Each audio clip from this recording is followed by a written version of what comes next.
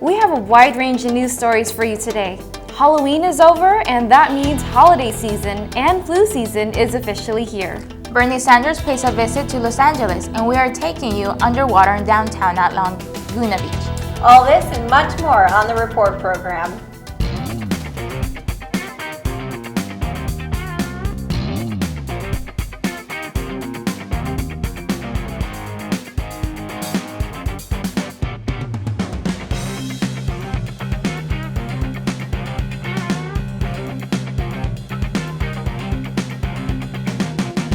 Hello and welcome back to the Report program.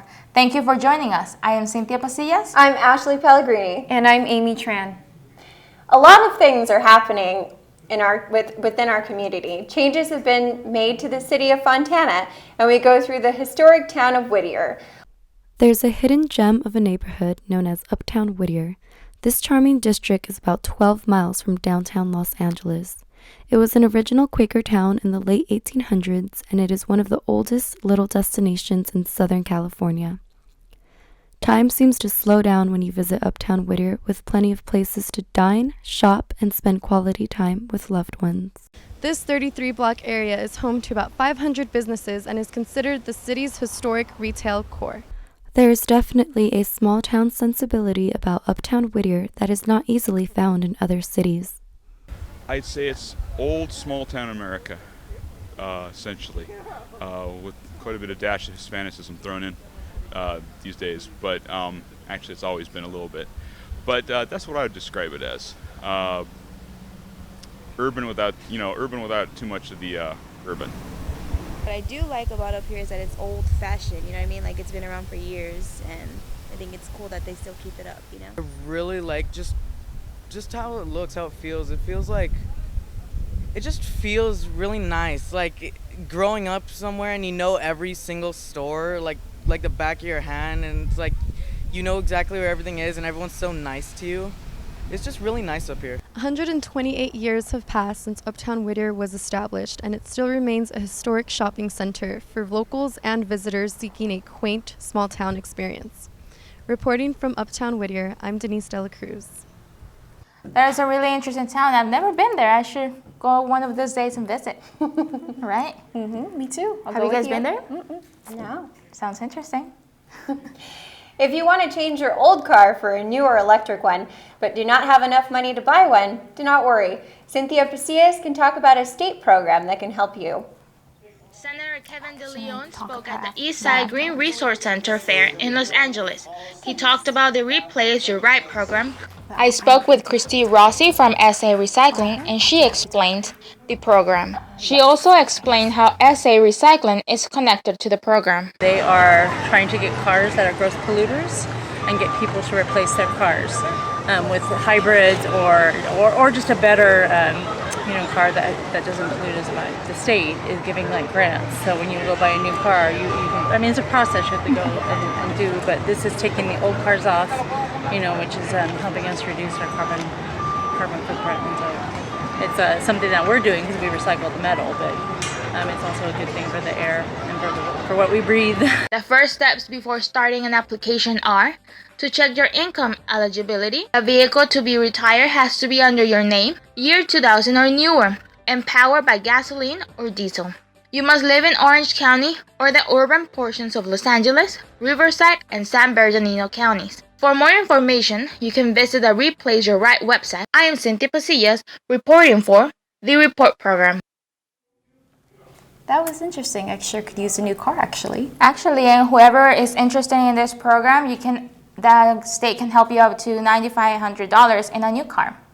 And changing to another topic, the city of Fontana is installing new stop lights all around the city as a part of making a safer Fontana.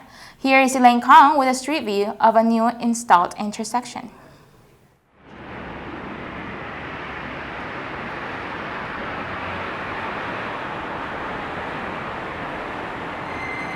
The City of Fontana recently installed 3 different traffic lights to help keep the flow of traffic moving and to keep pedestrians safe.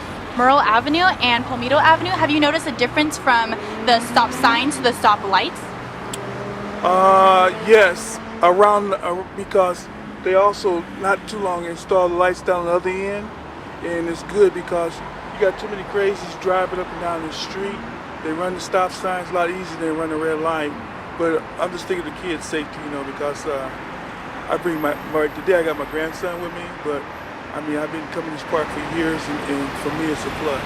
There's usually like a lot of traffic during the afternoons here?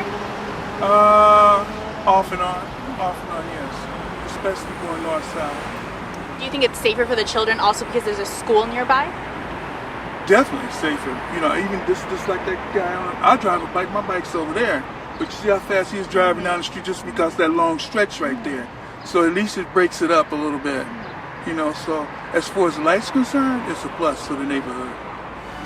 According to the engineering department of Fontana, the city has installed 180 stoplights over the span of 30 to 40 years.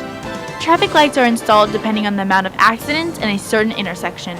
Do you know any other places around Fontana that would benefit from more stoplights like this? Well, actually, I'm usually just right here, but since I usually sit down there or right here, and actually I haven't seen any place else that would need it. I actually thought it wouldn't work, that people wouldn't actually stop here, they would just go to the light. Yeah. But actually it's been much safer since the lights have come. So I sit here and see that it's really a lot safer for all the school kids, but also when they play in the park, they stop for the light. Instead of running across and having these people that don't stop for the stop sign. Is there a lot of morning traffic over here? Yes, there is. There's a lot of morning traffic here in the morning because of the school buses and such. But in the afternoon, there's a lot more traffic, foot traffic as well as car traffic. So this is definitely beneficial. 2 stoplights have been installed down San Bernardino Avenue on the corner of Juniper Avenue and Palmetto Avenue. I think it's a good way, so we can at least prevent more accident, more car crash. I think it's like good. As Fontana continues to grow, residents can expect more stoplights to pop up around the city. Remember, the change from stop signs to stop lights has been made for a safer Fontana. So be careful and obey all. What a wonderful way to keep our streets safer for our community one day at a time. Well, speaking of cars, streets, the decreasing gas prices may make this year's holiday season a happier one. Valeria Vasquez with details on how you can expect to spend more this year for the holidays. The Global News Wire Committee shared that the FTI Consulting Incorporated predicted a retail sale boom for this year's holiday season, all thanks to the decreasing gas prices. I live like 45 miles away from Glendale, California. Not surprisingly, college commuters are excited about the extra pocket change. As you know, gas prices have been decreasing significantly. Is there something that you have in mind for the holidays that you will choose to do with the extra cash? Well, with the extra cash, I'll probably go out and buy more gifts that I can, or also I can put the money into my tuition. I've been planning on saving on my savings account, and also, just racking up more money for myself, frankly speaking. The Commerce Department said that the retail sales went up 0.01% since last August. Bankrate.com says that the gas prices should continue to decrease throughout 2015, and that'll have you wondering, what will you do with your extra pocket change? Reporting your business news, I'm Valerie Vasquez. Who wouldn't want more money in their pockets for the holidays, right? Yes. And continuing, October is when the flu season begins, and the flu shots are available all over the country. Some believe the vaccinations are the cure, while others believe the vaccination is not the solution. Natasha Gooby brings due coverage on the matter. October is when the flu season begins, and the flu shots are available all over the country. There are signs, posters, billboards everywhere pushing fear into the public eye. Only a few dozen die each year directly from the flu, not thousands that the vaccine industry tends to persuade the public with. There are some who believe it truly helps them, like Lori Mitchell, who stands in line at a local church for her yearly shot. I've taken the flu vaccine for about 10 years now, every year, and it seems to be my best protection against getting the flu virus. I think it's good for everyone to have it, especially those the seniors, because they have a vaccine that is a little stronger. It seems to be working for me. Others, like Nurse Abraham Perez, was given an ultimatum. The hospital gives you two choices: get it for free or don't get it. But you have to go through a 2-hour counseling session of why you don't want it, and you have to wear a mask for 6 months. Studies show from Center for Infectious Disease Research and Policy at University of Minnesota, the flu shot has a 1.5% effectiveness rate. Even Dr. Joanna Tan at St. Jude Medical Center agrees, and that the simple solution would be vitamin D. If you're thinking about getting the flu shot, think about what's going into your body, just like with everything else. The best thing to do is prevent it from happening by giving your body the right nutrients, vitamins, and sleep. This is Natasha Gooby Cummings reporting from the Report Program. Wow, to vaccinate or not to vaccinate, that's a controversial topic. It is. After the break, we take a look at the latest remodeling project at Cal State University Fullerton. You ever think about buying a bigger place?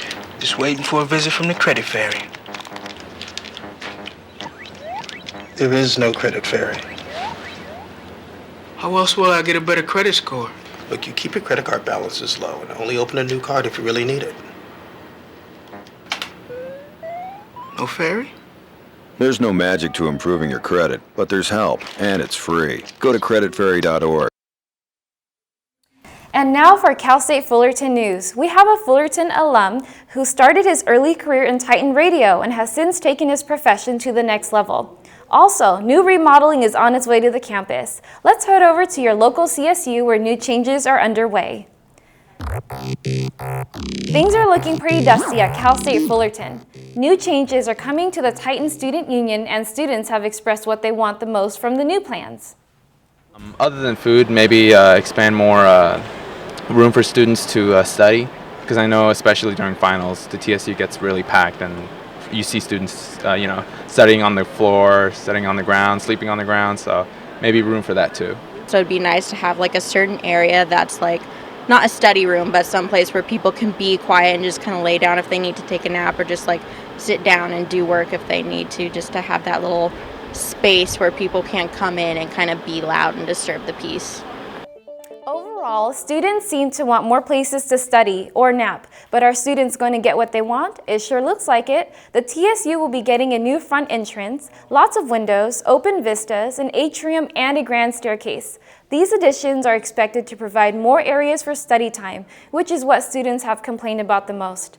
Stephen Chamberlain, the senior project manager, explains how the plans will impact students, and I quote, "It will alleviate crowding in the dining areas and improve overall circulation in the building," end quote.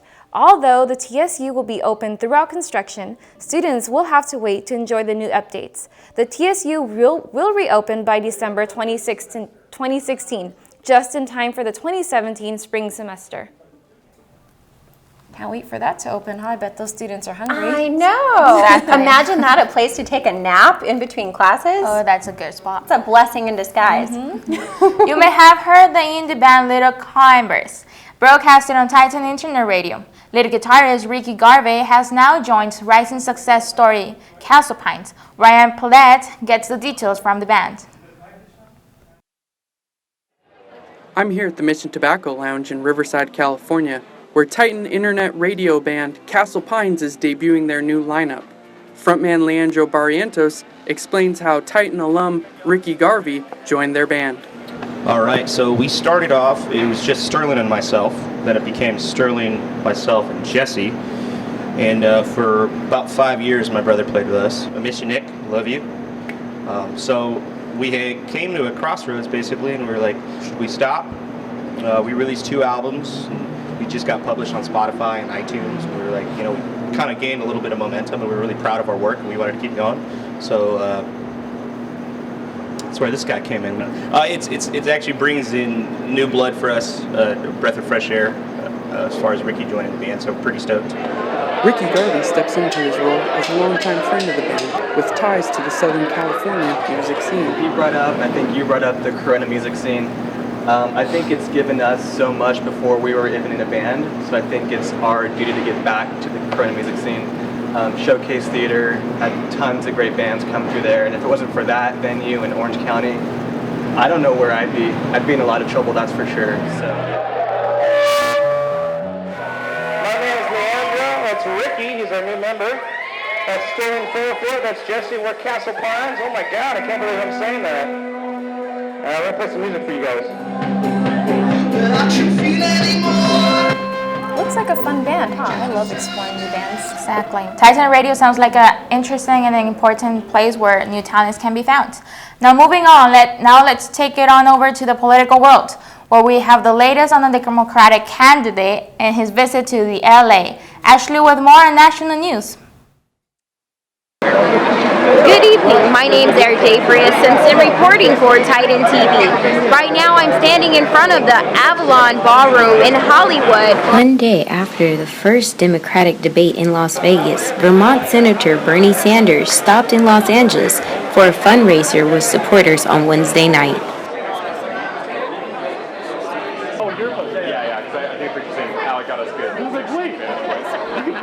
It's just refreshing to finally have someone that actually listens and is genuine with their care for like the people of the country. And not just the people that already have everything, it's for the people that don't have anything and they work so hard to have the same things as everyone else. According to the press, Bernie did well at the debate on Tuesday, although it was unclear if he bolstered his chances at winning the Democratic nomination for president. Oh, absolutely not. Bernie Sanders doesn't do anything, like no buffoonery. So, of course, the media is not going to give him any attention if he's talking about what needs to be done. The media wants to be entertained because entertainment equals ratings. Senator Sanders will have to wait several weeks for his next opportunity to engage his fellow candidates again. The Democratic primary debate is not until November 14th. My name is Erdavria Simpson reporting for the Report Program. Huge turnout in Hollywood for Bernie Sanders. Very strong political feel in that area. Exactly. Amazing. Well, don't change that channel. When we come back, we take you to fantasy football. Excuse me, what time are you guys leaving? We're gonna rob your house tonight. Don't you wish there were warnings to protect you from life's risks? With diabetes, there is one. It's called A1C, a simple blood test that helps measure your risk of serious complications. Learn more at diabetesa1c.org. I cannot wait until football season starts. Talking about that, with baseball season officially over, we move on to football, another one of America's favorite pastimes. With the NFL season in full swing, many people are involved in fantasy football. I got a chance to sit down and talk to some fantasy football players and find out why fantasy football has become so popular. I got into fantasy football through friends in the military. They used to play when we were deployed, and I had never really gotten into it. And then once we got home, I got invited to one of my captain's leagues, and been playing it ever since. I used to just watch the Pats games, and now I watch every single game, every week. I got the NFL Sunday ticket. I flip between games. I need to see all of my players. Well, I always see it like online, a bunch of friends and like people around talking about it, and it looked like a lot of fun. And I watched a lot of football, so I'm like, oh man, I'm pretty sure it'll be easy to catch on. I think I paid a lot more attention to what's going on overall in the NFL. Each player, also see how they're performing.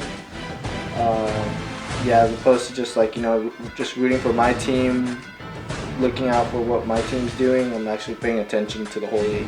According to Fortune.com, statistics show that 57 million North Americans are betting $465 a year on fantasy sports, making it a $27 billion business. For the report, I'm Joseph Corcoran.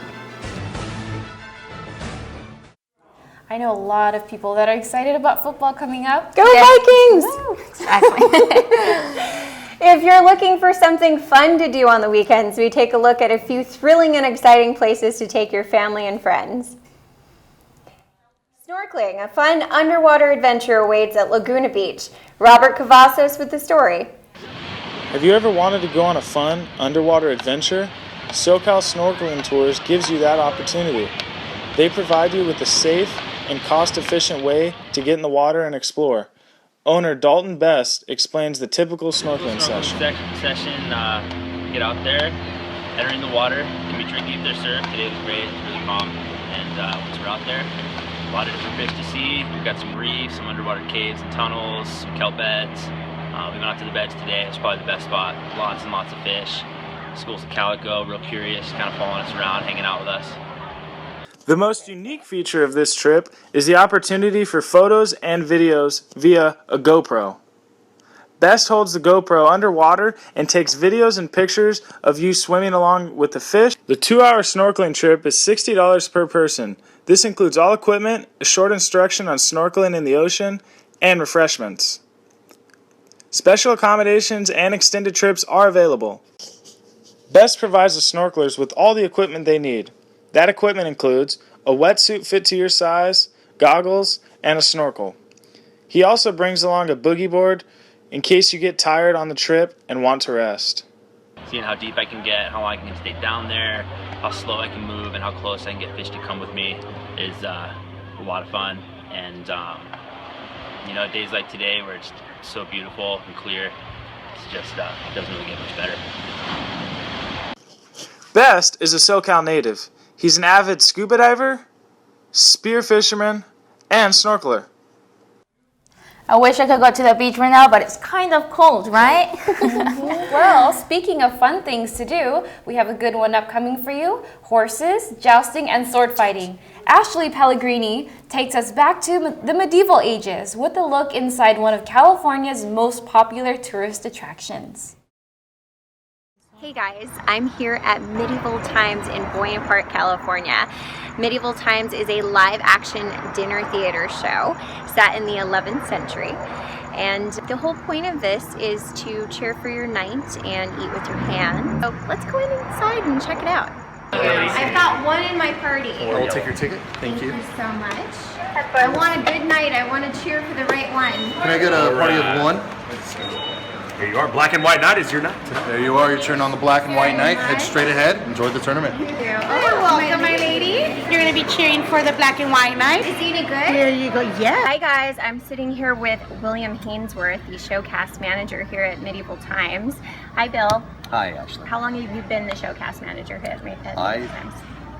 I've been the showcast manager here at the California facility for almost 9 years. We're in a really big space here. How many seats are in this entire arena? The California Castle seats 1175. Wow, that's a lot of people. What is your busiest night of the week? Usually Saturdays. We have 3 shows on Saturdays for the most part, unless it's a special holiday or something. We can have anywhere from 1 to 3 shows a day, depending on the demand, time of the year. Summer's always a big time for us, holidays as well. What is the main plot of the show, this particular script? So with this show, what happens is the king has been petitioned by the Knights of the Realm to hold a huge tournament to find one who will be deemed champion. In that time, during the festivities, a herald from the Kingdom of the North comes down and proposes a union of the 2 kingdoms. But in order to do that, he needs to take the king's daughter. Once inside the castle, there are a wide array of items for sale inside the Hall of Arms, which contains 2 full bars and a gift shop. If you're a princess with a need for that special piece of jewelry, or you'd just like a tasty beverage to enjoy before the tournament, there's something for everyone. Waiting for the report, this is Ashley Pellegrini.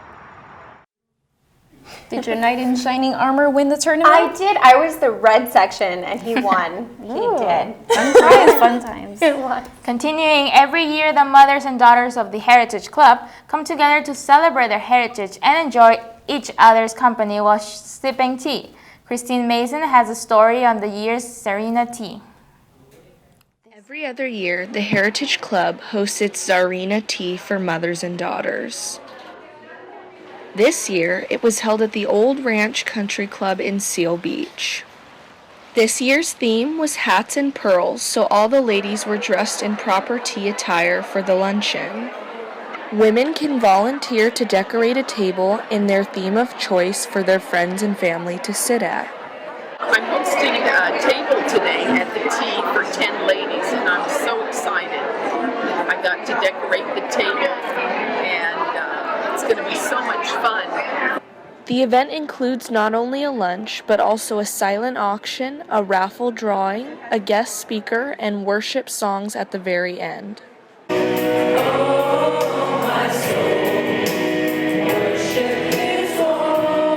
The luncheon is concluded by a popular worship song sung in Russian by all of the ladies.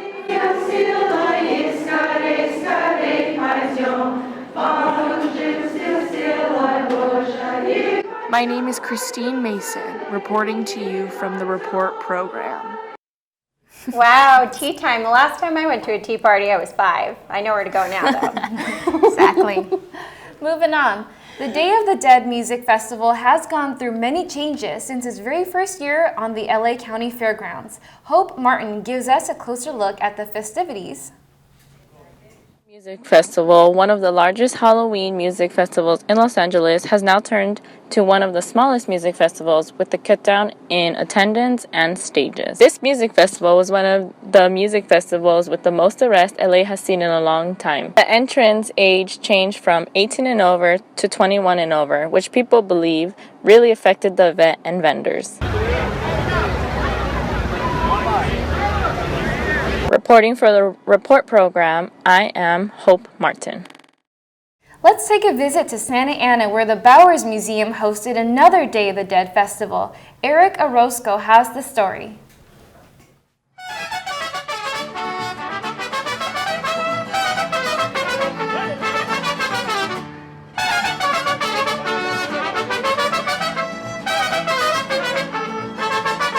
Dia de los Muertos, or Day of the Dead, is an ancient holiday that originated thousands of years ago. It is a festive and joyous time of celebration for many people all around the world. On Sunday, November 1st, Bowers Museum will host its annual Day of the Dead festival. Although it may seem like a day of sorrow, it actually is a day to remember and honor the deceased by coming together to celebrate their loved ones' lives. I painted my face to remember specifically one of my friends that I lost within the last year. And so he would have been here this year, but he's not. So usually I don't, but this year I did it just to remember him. Despite the morbid subject matter, the Day of the Dead festival at Bowers Museum will include lots of music and dance.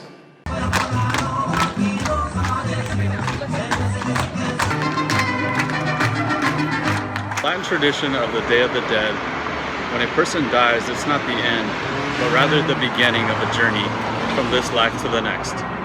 Reporting from Santa Ana, I'm Eric Orozco. A very important day to celebrate our loved ones that sadly passed away. And actually, I used that makeup for the Day of the Dead. It's very pretty. It is. Now, if you're looking for a place to eat, get ready to broaden your horizons at the... Let's check out the wide variety of burgers at Burger Parlor with Miranda Alzheim. Hamburgers, an all-American classic. Who doesn't enjoy a good savory burger from time to time? Located right in the heart of downtown Fullerton, award-winning Burger Parlor has become a trendy new eatery for college students. Their menu will ensure to make your mouth water, including different specialty hamburgers each day of the week. Cal State Fullerton student Kendall Chua shares his burger experience. The burger was really good, had a really unique taste to it. The beef was like really fresh, I could tell. Burger Parlor is unique. Their burgers are hormone-free, their buns are baked daily, and the shakes are made with their own ice cream. Manager William Curran comments on the quality of his restaurant. The next good part is our customer service and the quality. You won't find any place in this side of the service. Burger Parlor is sure to impress with their distinct burgers, shakes, and fries. So if you're looking for a fun new place to eat out in Fullerton, Burger Parlor is the way to go. This is Miranda Alzheim reporting for the Report program. After all that talk about burgers, I'm starving. Me too. Until next time, be sure to tune in next Monday for our latest episode of the Report program. I'm Ashley Pellegrini. And I am Cynthia Pasillas. I'm Amy Tran. Have a good night, everybody. Good night.